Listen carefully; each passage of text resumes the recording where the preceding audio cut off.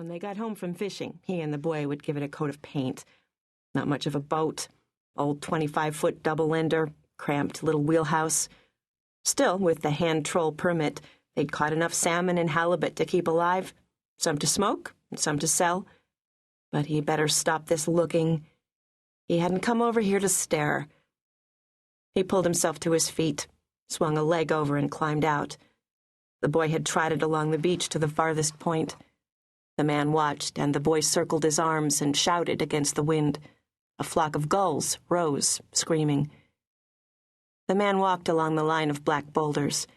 They were set below the last high tide line, the water coming back now to cover them.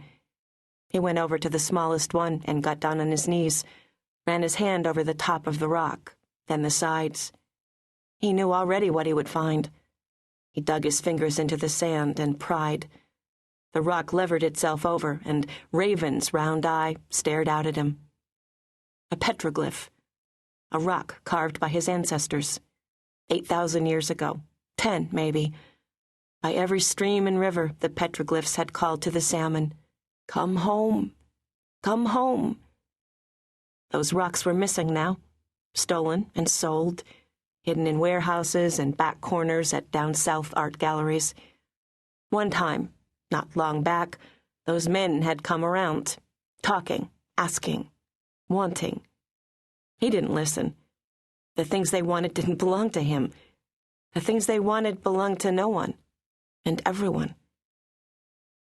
His finger followed the outline of Raven's eye and beak. First people. Raven had tricked first people out of the sun and moon. He had created a new people from leaf.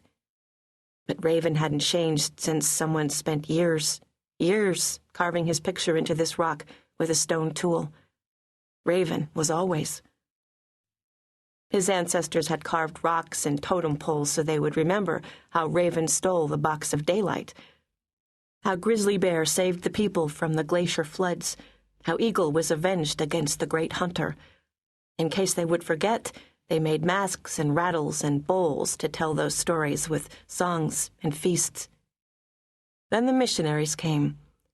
Jealous for their own god, they were. Thought the totem poles and masks and rattles were worshipped, so they'd ordered them burned. Not many stories had escaped those missionary fires.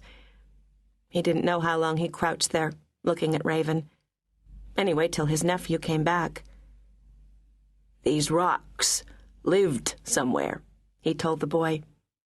"Each rock lived at one special stream, or beach, or ledge. Now they can't ever go home." He felt tears coming and looked away at the sea bending over the reef. "Raven," he said. "This Raven, right here, looking at us." But the boy wasn't looking at Raven. He was looking at the man, so the man tried to hide away his tears. "It wasn't stolen," the man said. "It was kidnapped." Sometime in the night, the man woke up. It was so dark below deck that he had no eyes. He lay there, listening to the boy's whispering breath and the water trickling along the hull as the boat swung slowly on her anchor. Then far in the distance he heard the sound of another boat. Not many boats this time of year.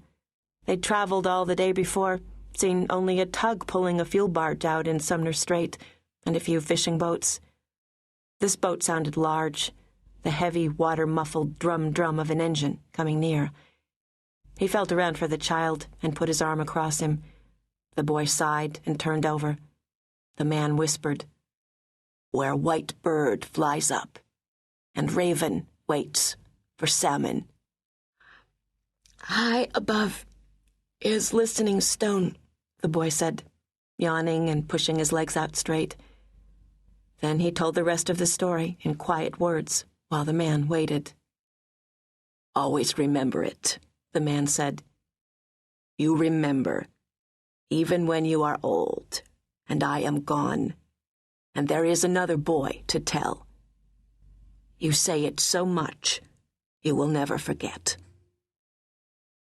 Now the man heard water boil past and slosh against the hull next to his head, and he was afraid.